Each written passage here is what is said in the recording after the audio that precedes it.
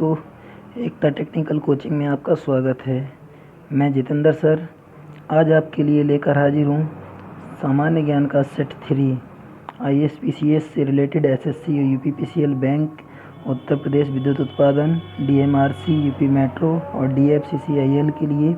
ये वीडियो बहुत ही ज़्यादा उपयोगी होगी, क्योंकि इस वीडियो में कुछ ऐसे क्वेश्चन हैं या कुछ ऐसे रहस्य हैं जो किसी भी परीक्षा में निश्चित रूप से ही आते हैं। दोस्तों, अगर आप हमारे चैनल पर नए हैं तो आप चैनल को लाइक, सब्सक्राइब और शेयर करना ना भूलें।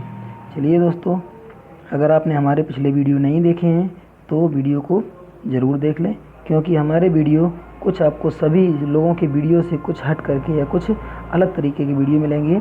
इसमें क्वालिटी तो थोड़ी सी बहुत अच्छी नहीं है, लेकिन दोस्तों क्वेश्चन बहुत एक नंबर के क्वेश्चन, बहुत अच्छे क्वेश्चन रहेंगे। तो दोस्तों, हम आशा करते हैं कि हमारा वीडियो आप लोगों को बहुत ही ज़रूर निश्चित रूप से ये अच्छा लगेगा, ठीक है। और आप लोग हमारे प्रत्येक क्वेश्चन को बहुत बारीकी से और समझने की कोशिश करिए, और मैं आशा करूंगा कि अच्छे से अच्छी वीडियो प्रतिदिन आपको प्रोवाइड करवाता रहूं जीके के। और हमारी बताई हुई जीके से लगभग सभी परीक्षाओं में आपके किसी भी पोजीशन में क्वेश्चन पूछे जाएं तो क्वेश्चन आपको निश्चित ही रूप से मिलेंगे जा करके, ठीक है। दोस्तों, अगर आप हमारे चैनल पर नए हैं तो चैनल को लाइक, सब्सक्राइब और शेयर करना ना भूलें। चलिए दोस्तों, यहाँ पर देखिए, पहला क्वेश्चन लिखा है, भारत का प्रथम तितली उद्यान कहाँ पर स्थापित किया गया है। तो याद रखना दोस्तों, भारत का पहला जो तितली उद्यान है ये बन्नरघट्टा जीविका उद्यान, और ये है बेंगलुरु में, ठीक है। ये बेंगलोर में स्थापित किया गया है। तो पहले क्वेश्चन का जवाब क्या हो जाएगा? सही जवाब है पहले क्वेश्चन का बन्नरघट्टा जीविका उद्यान। कहाँ पर है ये? बेंगलुरु में। बेंगलुरु क्या है? बेंगलुरु जो है ना, ये कर्नाटक की राजधानी है। चलिए नेक्स्ट क्वेश्चन देखते हैं। अगला लिखा है, निम्नलिखित राज्यों में से किसमें भारत की सबसे बड़ी अंतर्देशीय लवणीय आर्द्र भूमि है। मतलब ऐसी कोई भूमि जहाँ पर नमक की मात्रा ज़्यादा हो और नमी भी हो, ठीक है, लवणीय आर्द्र भूमि कहलाएगी। तो ऐसा स्थान पूरे भारत में कहाँ पर है? पूरे अंतर्देशीय बोली गई, तो ये स्थान है भाई साहब कहाँ पर?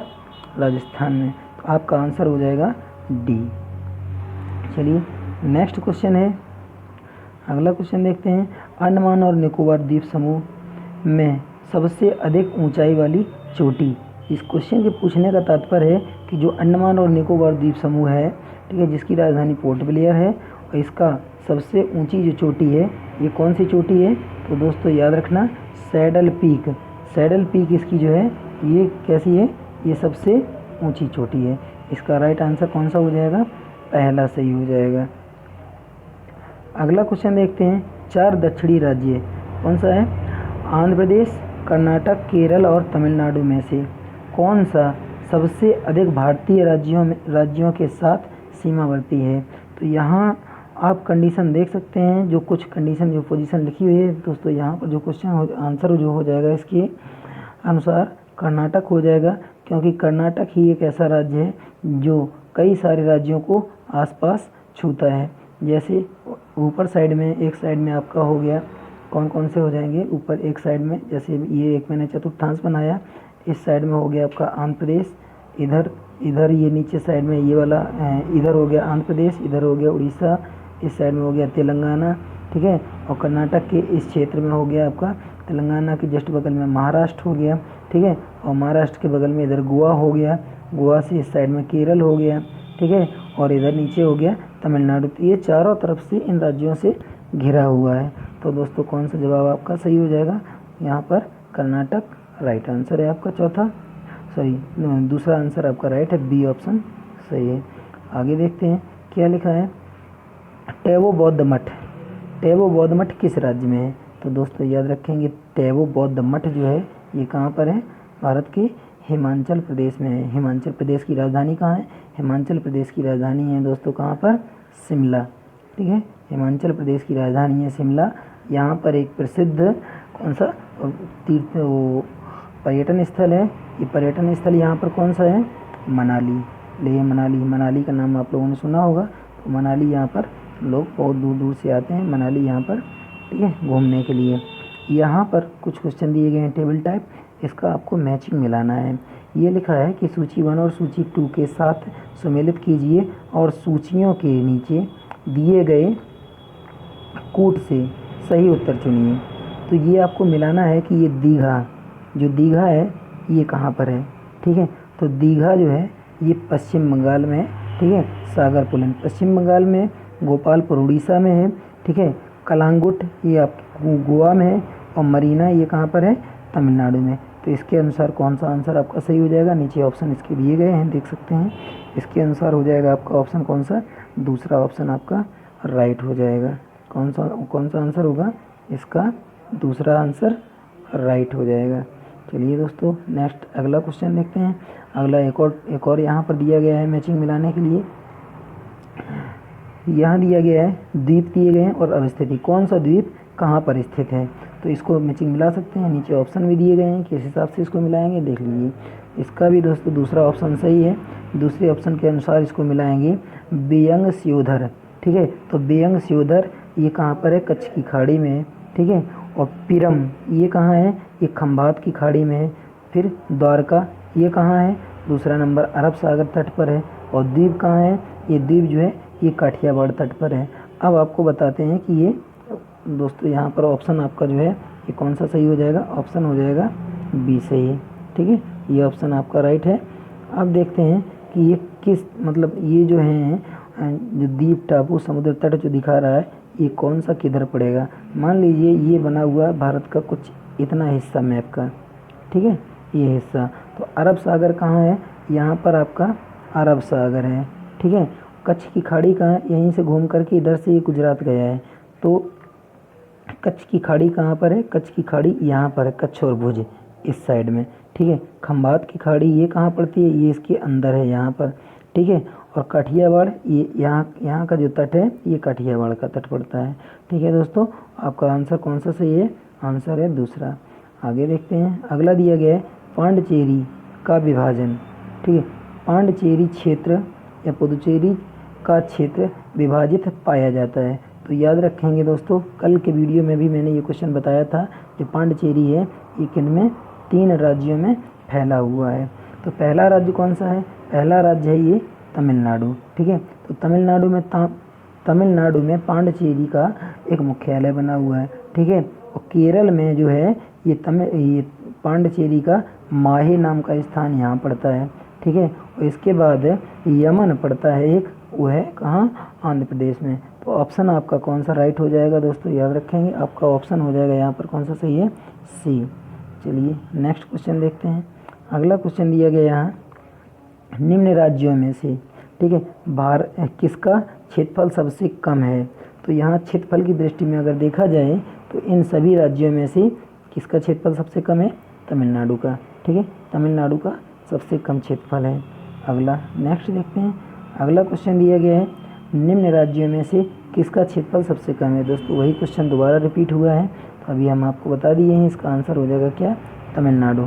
नेक्स्ट अगला क्वेश्चन देखते हैं। भारत का लगभग 30% क्षेत्र 3 राज्यों में समाहित है। ये 3 राज्य हैं, पूरे भारत का 30%, ठीक है, वो 3 राज्यों से उसकी भूमि घिरी हुई है।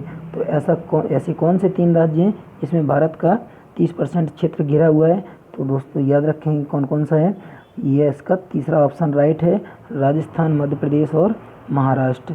इन 3 राज्यों, ये 3 राज्य भारत का 30% क्षेत्र अकेले घेरे हुए हैं। ऑप्शन सी आपका राइट है। नेक्स्ट क्वेश्चन देखते हैं। अगला क्वेश्चन है, निम्नलिखित में से कौन सा युग्म सुमेलित नहीं है।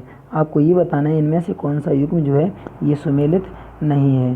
तो याद रखेंगे दोस्तों कौन सा, ये आपका आंध्र प्रदेश, ये ऑप्शन सुमेलित नहीं है, बाकी सबके सब सुमेलित हैं। आंसर आपका बी सही हो जाएगा।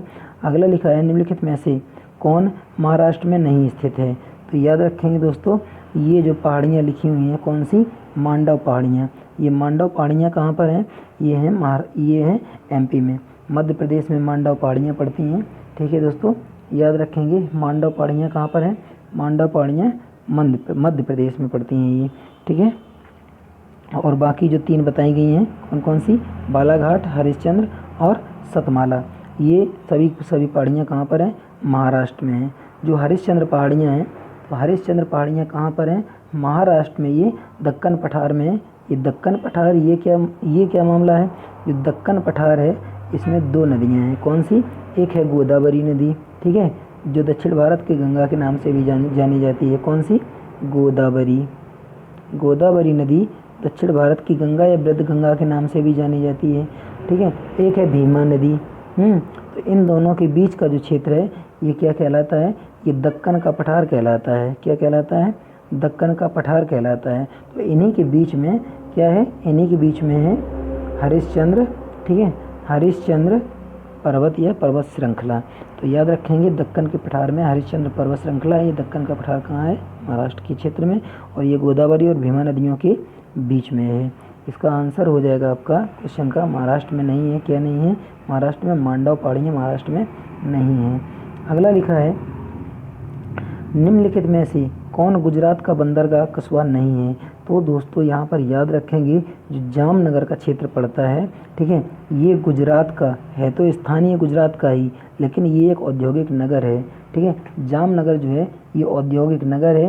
ये कच्छ की खाड़ी में अरब सागर में पड़ता है गुजरात में, ठीक है। बाकी सब हैं तो गुजरात के ही, लेकिन बाकी सब के सब क्या हैं, ये सब के सब क्या हैं, ये सभी वहाँ के बंदरगाह हैं, लेकिन ये क्या है, ये औद्योगिक क्षेत्र है।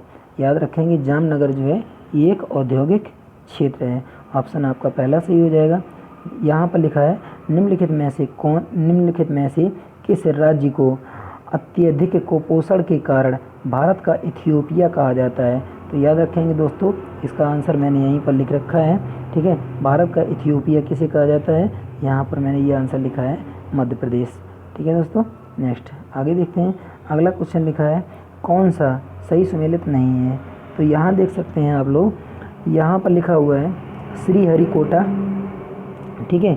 ये श्रीहरिकोटा सतीश धवन अंतरिक्ष प्रक्षेपण केंद्र है, और ये कहाँ पर है, आंध्र प्रदेश में, ये चांदीपुर इलाके में पड़ता है, ठीक है। और थुम्बा, यहाँ पर रिमोट सेंसिंग प्रणाली है इसकी, इसरो की, ठीक है। यहाँ से जो सैटेलाइट भेजे जाते हैं उनके ऊपर नज़र रखी जाती है। तो ये थुम्बा है केरल में, ठीक है। और पोखरण में क्या हुआ था, पोखरण में परमाणु परीक्षण किए गए थे, इसलिए ये क्या पोखरण फेमस हो गया।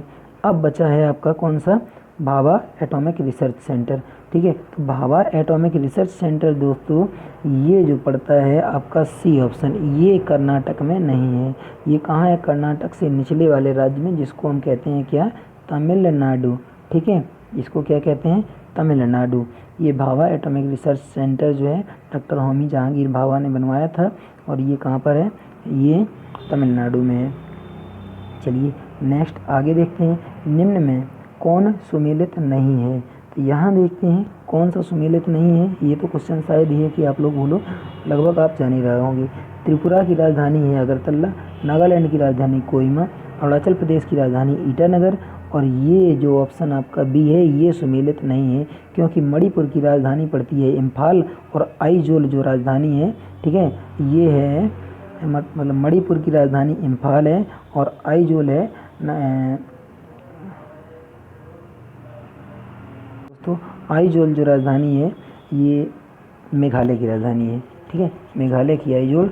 और मणिपुर की राजधानी कहाँ पर पड़ती है, मणिपुर की राजधानी जो है ना, ठीक है, मणिपुर की राजधानी कहाँ पर है, मणिपुर की राजधानी है,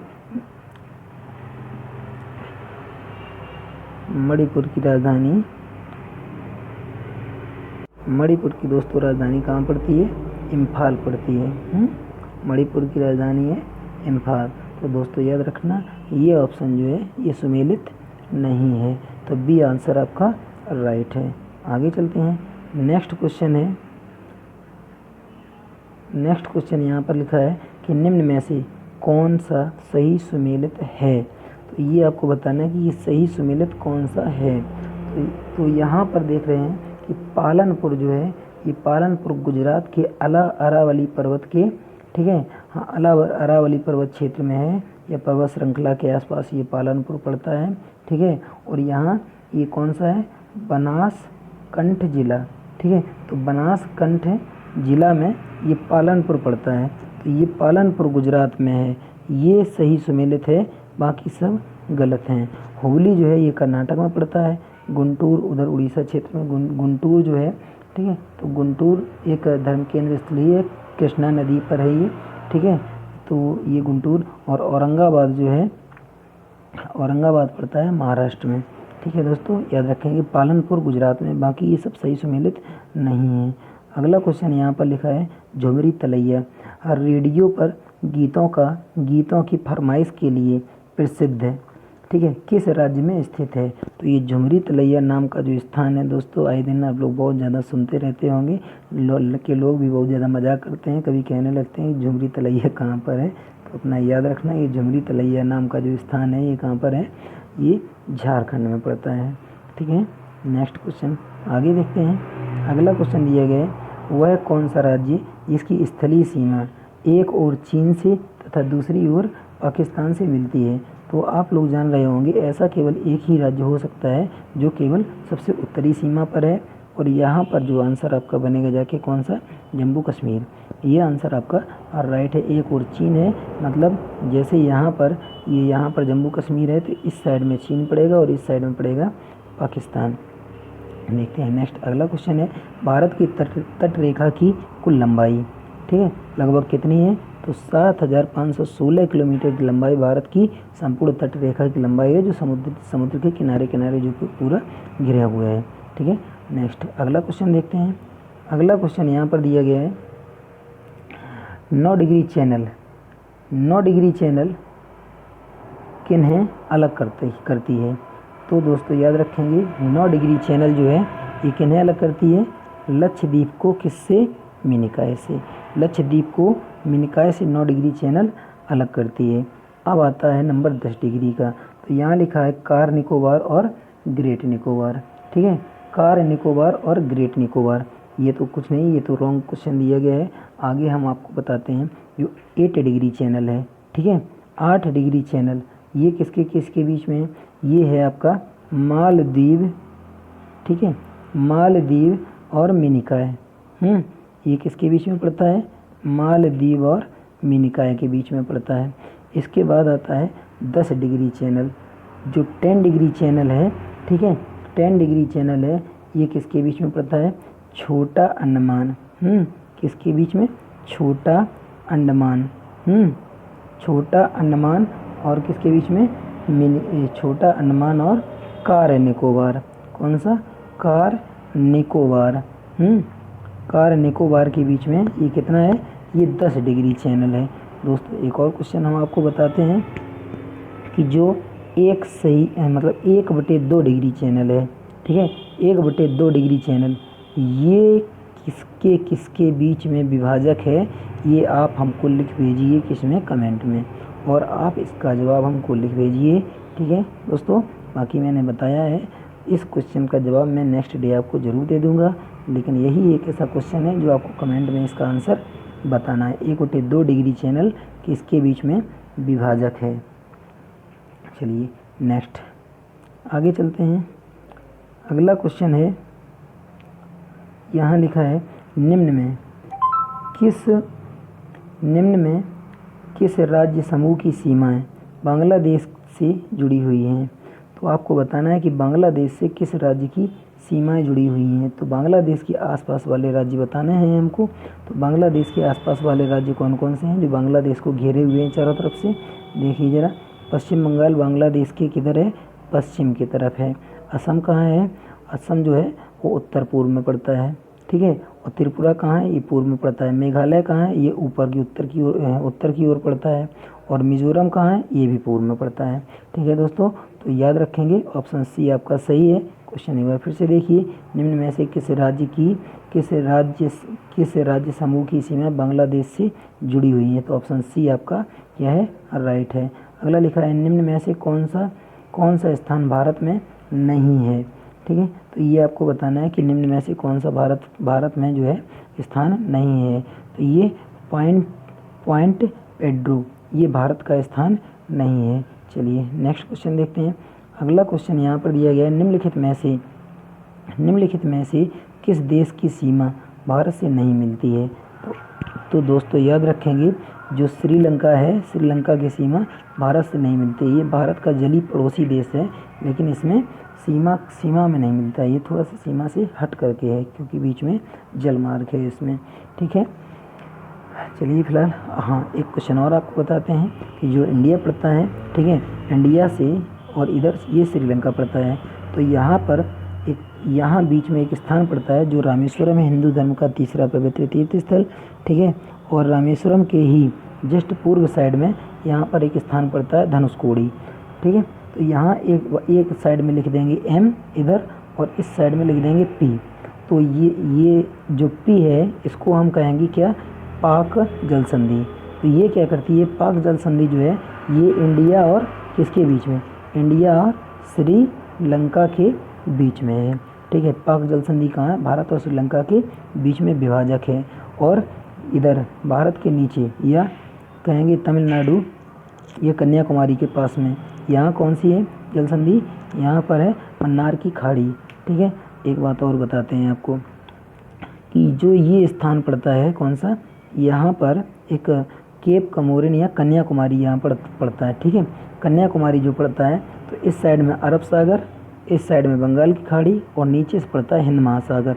तो यहाँ पर 3 सागरों का संगम स्थली भी है, कहाँ पर है, कन्याकुमारी में। तो ये दोस्तों याद रखेंगे, अरब सागर, ठीक है, हिंद महासागर और बंगाल की खाड़ी या बे ऑफ बंगाल। तो इसको हम कैसे याद रख सकते हैं, HAB से हब, ये शब्द याद रखेंगे। H हो गया यहाँ, A हो गया यहाँ और B हो गया यहाँ, इससे हम लोग इसको याद रखेंगे। हिंद महासागर और अरब सागर और बंगाल की खाड़ी, इन तीनों का यहाँ पर कन्याकुमारी में किया है, कन्याकुमारी में एक संगम है बहुत बड़ा सा। अगला लिखा है ग्लोब पर कर्क रेखा भारत के कितने राज्यों से होकर गुजरती है। तो दोस्तों याद रखेंगे भारत के ये कितने राज्यों से होकर के गुजरती है, भारत के 8 राज्यों से होकर के गुजरती है। 8 राज्य कौन कौन से हैं, मित्र, छपरा, मझा, गया। इसी से आप लोग याद रख सकते हैं, कैसे, मित्र, मिजोरम, त्रिपुरा, ठीक है, फिर छपरा, ठीक है, छत्तीसगढ़, पश्चिम बंगाल, छपरा राजस्थान, ठीक है, मझा गया ये हो गया मध्य प्रदेश, झारखंड और गुजरात। मझा गया, मित्र, छपरा, मझा गया, यही राज्य हैं। ठीक है, मिजोरम, त्रिपुरा, छत्तीसगढ़, पश्चिम बंगाल, ठीक है, राजस्थान, मध्य प्रदेश, झारखंड, ठीक है, और गुजरात। यही 8 राज्य हैं जो भारत की जो कर्क रेखा है जो गई है, भारत की जो कर्क रेखा है वो कितने डिग्री पर है, याद रखेंगे। भारत के बीचों बीच से या भारत को 2 भागों में विभाजित करती 8 राज्यों से होकर के निकली है। ये है 23 सही 1/2 डिग्री नॉर्थ। ठीक है, किधर है ये, उत्तरी में, उत्तरी अक्षांश पर है। इसको 23.5 डिग्री उत्तरी अक्षांश रेखा के नाम से भी जाना जाता है।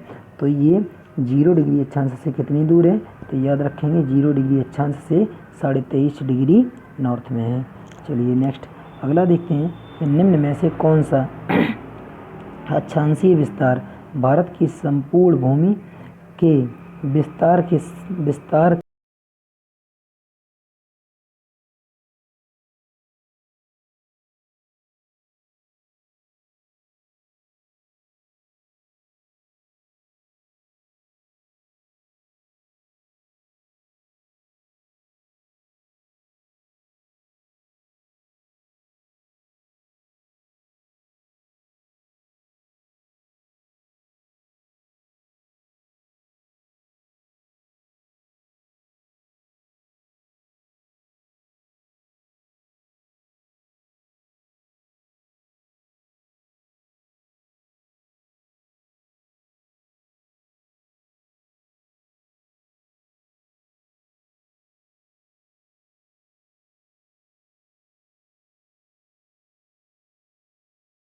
तो जम्मू कश्मीर का इंदिरा काल 37 डिग्री 6 मिनट इस पर ये पड़ता है।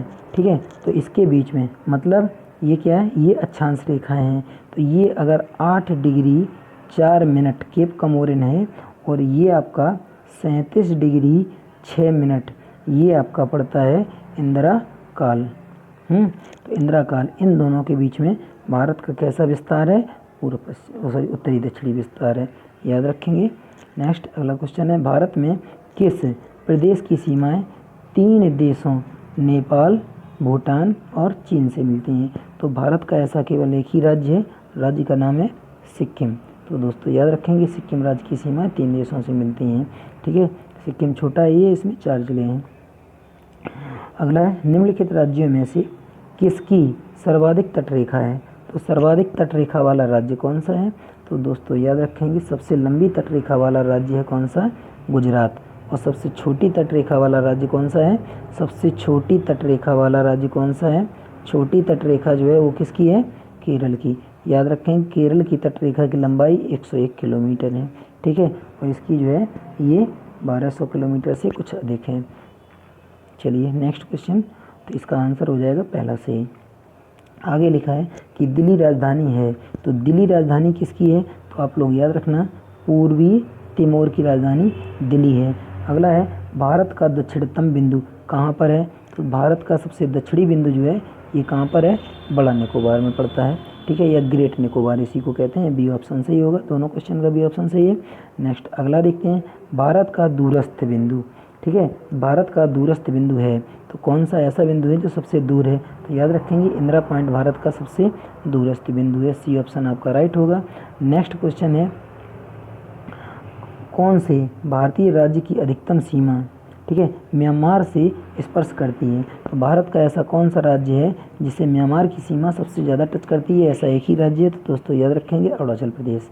अरुणाचल प्रदेश की सीमा जो है भारत के मतलब जो म्यांमार पड़ता है, म्यांमार की सबसे ज़्यादा सीमा से या सबसे लंबाई में ये फैला हुआ है। सबसे ज़्यादा म्यांमार में ये भारत का एक सबसे पूर्वी राज्य है। ठीक है, यहाँ पर पूर्वी राज्य है और यहाँ पर एक भारत का अंतरिम बिंदु है, उसका नाम क्या है दोस्तों? किविथु नाम है। ठीक है, क्या नाम है? किविथु, भारत का सबसे पूर्वी अंतिम बिंदु। ठीक है, इंदिरा पॉइंट, इंदिरा काल, किविथु और इधर गौरा मोता पड़ता है। कौन कौन से हैं? इंदिरा पॉइंट पड़ता है, इंदिरा काल पड़ता है, ये किविथु पड़ता है, ये गौरा मोता पड़ता है। ठीक है, याद रखेंगे ये चार के चारों जो है भारत के क्या है? अंतिम बिंदु है। तो इधर आपका अरुणाचल प्रदेश किधर है? पूर्व की ओर है। ठीक है, तो यहाँ पर क्या है? यहाँ किविथु नाम का स्थान है जो सबसे भारत का अंतिम बिंदु है। ठीक है, यह अंतिम सीमा पर है, भारत की सीमा वहाँ तक फैली हुई है। नेक्स्ट अगला क्वेश्चन देखते हैं। यहाँ लिखा है निम्नलिखित बंदरगाहों में से कौन सा एक मुक्त व्यापार क्षेत्र है? तो याद रखेंगे दोस्तों कंडला बंदरगाह जो है ये एक मुक्त व्यापार क्षेत्र है। अगला लिखा है कि निम्नलिखित में से कौन सी एक नदी, ठीक है, एक नौगम्य नदी नहीं है? तो ये नौगम्य नदी ये क्या होता है यहाँ दोस्तों? ये चिनाव जो है, चिनाव इसका आंसर सही है। तो नौगम्य नदी का मतलब होता है एक ऐसी सकरी नदी जिसके बीचों बीच से होकर के नदी के बीचों बीच से होकर के कोई भी पानी वाला जहाज या छोटी नाव ना निकल सके, उसको नौगम्य नदी कहा जाता है। जबकि ब्रह्मपुत्र नदी की चौड़ाई, नर्मदा नदी की चौड़ाई और गोदावरी नदी की चौड़ाई, इनकी इन नदियों की चौड़ाई बहुत ज़्यादा है, इसमें पानी वाले जहाज आराम से जा सकते हैं, जबकि चिनाव नदी में ये नहीं जा सकते हैं। तो जिस नदी से होकर के जो पानी वाले जो जहाज चलते हैं या छोटी नाव चलती हैं वो ना जा पाएँ, उसको हम नौगम्य नदी नहीं कह सकते। और जिससे होकर कि ये जहाज़ वगैरह पानी वाले जो नदी से होकर के निकल जाते हैं या गुजर जाते हैं गंतव्य स्थान से अपने गंतव्य स्थान तक, ठीक है, तो उसको नौगम्य नदी की संज्ञा दी गई, उसको नौगम्य नदी कहते हैं। तो यहाँ लिखा है निम्नलिखित में से कौन सी भारत की एक नौगम्य नदी नहीं है? तो इसका आंसर हो जाएगा चिनाव नदी। ये चिनाव नदी कहाँ पड़ता है? भारत के उत्तरी राज्य में। आगे देखेंगे, नेक्स्ट क्वेश्चन है कोचीन बंदरगाह स्थित है। तो कोचीन कहाँ है? तो याद रखेंगे कोचीन जो है ये कहाँ पड़ता है? कोचीन है केरल में। ठीक है, तो केरल कहाँ पर पड़ता है? केरल पड़ता है मालाबार तट पर, तो आंसर आपका हो जाएगा मालाबार तट। ठीक है, कोरोमंडल ये कहाँ पड़ता है? जो कोरोमंडल का तट जो पड़ता है ये कहाँ पर है? ये आपका है TN में, तमिलनाडु के क्षेत्र में। ठीक है, और ये कहाँ पड़ता है? ये उड़ीसा का क्षेत्र, आंध्र प्रदेश का क्षेत्र पड़ता है। ठीक है, और कोंकण रेल, ये कोंकण तट ये कहाँ पर पड़ता है? कोंकण तट जो पड़ता है ये आपका है MH महाराष्ट्र। ठीक है, महाराष्ट्र के बाद गोवा, गोवा, और गोवा के बाद पड़ता है कर्नाटक। ठीक है, तो ये महाराष्ट्र, गोवा और कर्नाटक ये कोंकण तट है। केरल का जो क्षेत्र है ये मालाबार है। तमिलनाडु का जो क्षेत्र है ये कोरोमंडल तट है। और उत्तरी सरकार तट ये कौन सा है? उड़ीसा और आंध्र प्रदेश का जो क्षेत्र पड़ता है ये समुद्री किनारा जो देखते हैं ये उत्तरी सरकार कहलाता है। और केंद्र शासित राज्य कौन सा? पांडिचेरी। पांडिचेरी केंद्र शासित राज्य ये किस तट पर पड़ता है? तो कोरोमंडल तट पर पड़ता है, दोस्तों याद रखना। ठीक है, इसका आंसर हो जाएगा कौन सा? C right. नेक्स्ट अगला क्वेश्चन देखते हैं। थारू लोगों का निवास स्थान कहाँ है? तो थारू लोग भाई साहब, थारू लोग जो हैं ये उत्तर प्रदेश के निवासी हैं। ठीक है, अगर हमारा वीडियो आप लोगों को अच्छा लगा हो तो आप लोग हमारी वीडियो को शेयर लाइक करना ना भूलें और अपने दोस्तों में शेयर ज़रूर करें, लाइक करें, सब्सक्राइब करें। ठीक है दोस्तों, आगे देखते हैं कुछ पोजीशन। यहाँ पर अगला क्वेश्चन यहाँ और दिया गया है, लिखा है गारो जनजातियाँ कहाँ नहीं पाई जाती हैं? तो गारो जनजातियाँ जो है, तो दोस्तों अपना गारो जनजातियाँ जो है वो मिजोरम में नहीं पाई जाती हैं। ठीक है, गारो जनजातियाँ मिजोरम में नहीं पाई जाती हैं। ये गारो खासी की पहाड़ियाँ जो हैं ये कहाँ पर हैं? गारो खासी पहाड़ियाँ मेघालय में हैं। ठीक है, ये मणिपुर और असम के क्षेत्र में फैली हुई हैं। ठीक है, तो ये गारो जनजातियाँ कहाँ पर होंगी? मेघालय, मणिपुर और असम, मिजोरम में ये जनजातियाँ नहीं हैं। अगला क्वेश्चन यहाँ पर लिखा हुआ है टोडा जनजाति। ठीक है, टोडा एक जनजाति है जो निवास करती है। तो याद रखना, टोडा जनजाति जो है ये निवास करती है कहाँ पर? तमिलनाडु के क्षेत्र में। और तमिलनाडु में क्या पड़ता है? नीलगिरी की पहाड़ियाँ। तो ये टोडा जनजाति कहाँ पर निवास करती है? टोडा जनजाति निवास करती है कहाँ पर? टोडा जनजाति निवास करती है तमिलनाडु क्षेत्र में और नीलगिरी की पहाड़ियों पर। ठीक है दोस्तों, चलिए आगे चलते हैं। यहाँ लिखा है श्री जगन्नाथ मंदिर। ये जगन्नाथ मंदिर ये कहाँ पर है? ये हिंदू धर्म का चौथा पवित्र तीर्थ स्थल है। ठीक है, और ये हिंदू धर्म से संबंधित है, सीधे ही बोल रहे हैं, हिंदू धर्म का चौथा पवित्र तीर्थ स्थल है। ठीक है, हिंदू धर्म से संबंधित है और ये जो है कहाँ पड़ता है? पुरी पुरुषोत्तम के नाम से इसको जाना जाता है, उड़ीसा में पड़ता है। और ये किस शैली पर बना हुआ है? कलिंग वास्तुकला के आधार पर ये बना हुआ है। इसका निर्माण किसने करवाया था? इसका निर्माणकर्ता जो है ये कौन सा है? कलिंग राजा अनंत वर्मन। ठीक है, चोड़गंग। ठीक है, कहीं कहीं चोलगंग भी लिखा होगा, तो चोड़गंग देव इसने, अनंत वर्मन चोलगंग देव कलिंग राजा था, इसने ये बनवाया था। ठीक है, आगे क्या है? इस मंदिर का जीर्णोद्धार। ठीक है, पुरी पुरुषोत्तम जगन्नाथ पुरी मंदिर का जीर्णोद्धार किसने करवाया? यहाँ पर लिखा हुआ है अनंत भीम। ठीक है, तो इसने, अनंग भीम देव, इसने इसका जीर्णोद्धार कब करवाया? 1174 ईस्वी में। ठीक है, और इसकी स्थापना कब हुई थी? 12वीं शताब्दी में। ठीक है, तो इस मंदिर की स्थापना हुई थी 12वीं शताब्दी में। अब दोस्तों हमारा वीडियो आपको कैसा लगा? अगर हमारा वीडियो आपको अच्छा लगा हो तो आप हमारे वीडियो को लाइक, शेयर, सब्सक्राइब करना ना भूलें। हम आशा करते हैं कि हमारा प्रत्येक वीडियो आपको निश्चित रूप से ही अच्छा लगा होगा। Thank you for watching.